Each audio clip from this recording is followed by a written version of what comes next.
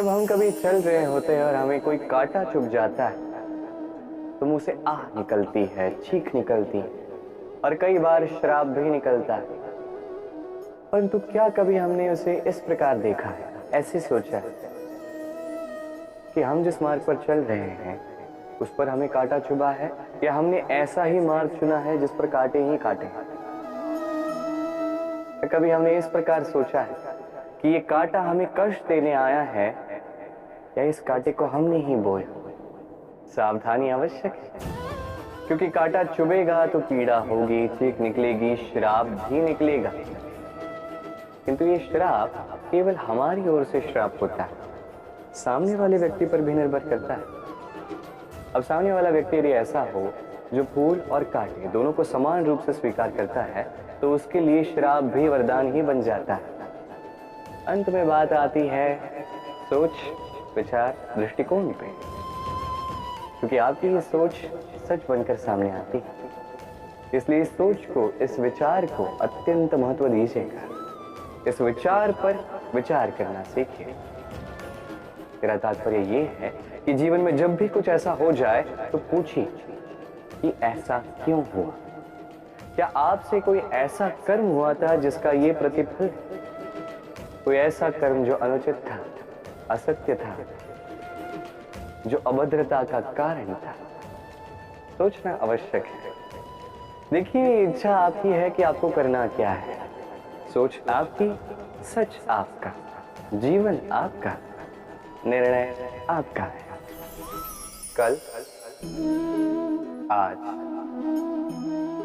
कल, इसी के मध्य में मनुष्य का पूरा जीवन व्यतीत हो जाता है। और मनुष्य क्या करता है?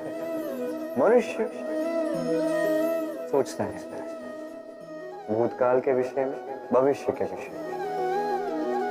कल वो सोच रहा था आज के विषय में, आज वो क्षण व्यतीत कर रहा है और क्या कर रहा है? चिंता कर रहा है भविष्य के विषय में। ऐसे में हुआ क्या? कल हमने व्यर्थ कर दिया आज की चिंता में, आज हम व्यर्थ कर रहे हैं भविष्य की चिंता में, और कल जब आएगा तो उसे भी हम इसी प्रकार व्यर्थ कर देंगे। कब तक व्यर्थ करेंगे? देखिए, आज को चिंतन में व्यर्थ ना करें। आज कर्म। यदि आज आप कर्म करते हैं तो आपका भूतकाल जितना भी बिगड़ा हुआ क्यों ना हो संवर जाए, और आपका भविष्य या आगे की राह चाहे जितने भी कठिन क्यों ना प्रतीत हो, आपके मार्ग प्रशस्त हो ही जाएंगे। विपदाएं सबके जीवन में आती हैं, किंतु अनेक लोग विपदा आने के पश्चात ईश्वर को कोसते हैं। कहते हैं कि आप हमारी रक्षा क्यों नहीं करें? हमारे मन में आपके लिए अपार भक्ति है, सदैव आपका जाप करते हैं, फिर भी आप हमें इससे बाहर निकलने का ना मार्ग दिखा रहे हैं, ना इस संकट से हमें बाहर निकाल रहे हैं। अब ये होगी आपकी सोच, आपका दृष्टिकोण। अब मैं बताता हूं सत्य क्या है। सत्य ये है कि ईश्वर सदैव आपके साथ हैं, रहेंगे। देखिए, उस बीज की दृष्टि से जो धरा के नीचे दबा हुआ, उसे परिवर्तित होना है एक विशाल से सुंदर वृक्ष। वो तभी होगा जब वो टूटेगा, टूटेगा तभी जब उसे ऊष्मा मिलेगी। ऊष्मा कहां से मिलेगी? सूर्य के ताप से। सूर्य के ताप से ये धरा बच नहीं सकती, उसे सहना ही पड़ता है। और जब ये धरा और ये बीज दोनों तब जाते हैं, तभी तो ये प्रकृति वर्षा करती है, और उसी वर्षा से ये बीज एक सुंदर से वृक्ष में परिवर्तित होता है ना? ईश्वर सदैव हमारे साथ। इसी प्रकार आपके जीवन में भी जब भी कोई संकट आए, कोई कष्ट आए, इसका अर्थ ये नहीं कि ये आप ही के किसी पाप का दंड आपको मिल रहा है। हो सकता है भविष्य में आपको एक सुदृढ़ इमारत बने, उसकी आवश्यकता है, तो ये उसकी नींव है।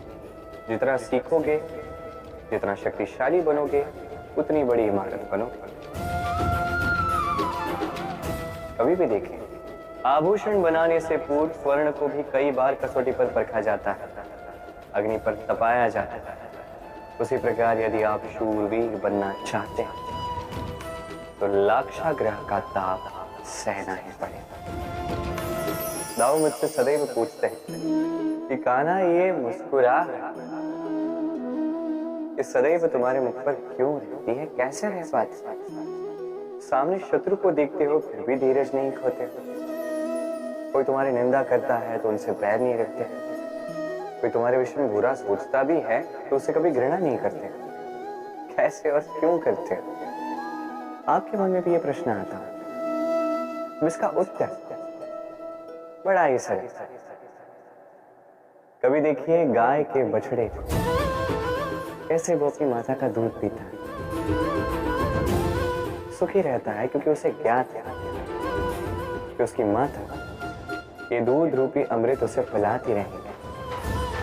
उसे ज्ञात है कि ये समय केवल उसके लिए है कि वो अपनी माता का ये दूध रूपी प्रसाद ग्रहण करता है और इसलिए वो सुखी रहता है। इसी प्रकार ये जीवन प्रेम है तो है। इतना छोटा सा जीवन प्रेम करने के लिए कम पड़ जाता है, घृणा करके समय व्यर्थ क्यों करें? मैं यही करता हूं, आप भी यही कीजिए। मोह देखा जाए तो संसार का सबसे शक्तिशाली अस्त्र है इंद्रिय, और देखा जाए तो हमारा यही अस्त्र कई बार हम पर ही आक्रमण कर जाता है। कैसे? कई बार हम अपनों को देखकर, उनके अनुचित कर्मों को देखकर, उनके अनुचित बातों को देखकर मौन साध लेते हैं। सोचते हैं कि किसी भी प्रकार से हमें उन्हें आहत नहीं करना, दुखी नहीं करना, क्रुद्ध नहीं करना। सोचते हैं ये समस्या टल जाए, किंतु यही तो आरंभ होता है सबसे बड़ी समस्या का। हम कुछ नहीं बोलते ये सोच के कि ये हमारे अपने हैं, और वो व्यक्ति सोचता है कि कुछ नहीं बोलते हैं इसलिए अपने।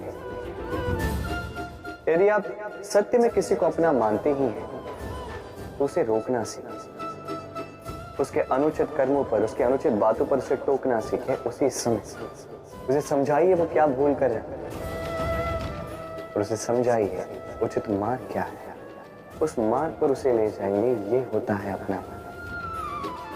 और ये करने के लिए मौन नहीं, हुंकार लगानी पड़ेगी। कि कई बार अनुचित कर्मों के इस मार्ग पर कुछ लोग इतनी गहन निद्रा में सो जाते हैं कि उन्हें जगाने के लिए मधुर संगीत नहीं, रौद्र हुंकार की आवश्यकता होती है। तो अपनों को जगाइए, श्रेष्ठ कर्मों के मार्ग पर उन्हें ले जाइए। क्या सोचते हैं? आज कृष्ण रथी के स्थान पर बैठा है, जबकि उसे तो सारथी के स्थान पर बैठना चाहिए। यही सोच रहे हैं। कई बार जो हमें दिखता है आवश्यक नहीं कि वही सत्य हो। जैसे सूर्य को हम देख पाते हैं क्योंकि वो दिखता है, और सत्य ये भी है कि सूर्य दिखता है क्योंकि हम उसे देखते हैं। अब अपनी आंखें बंद कर लीजिए। अब दिन है या रात, ना कोई अंतर पड़ता है।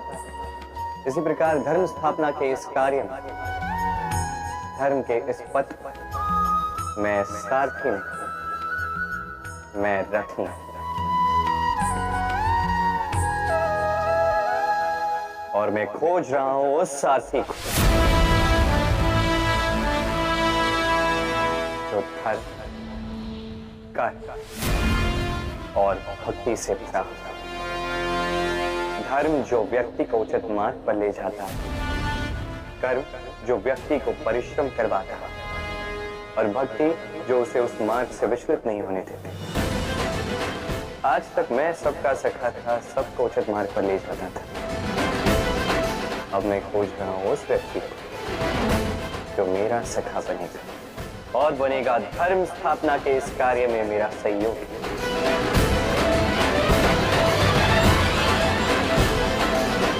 वंदे कर्म, वंदे धर्म।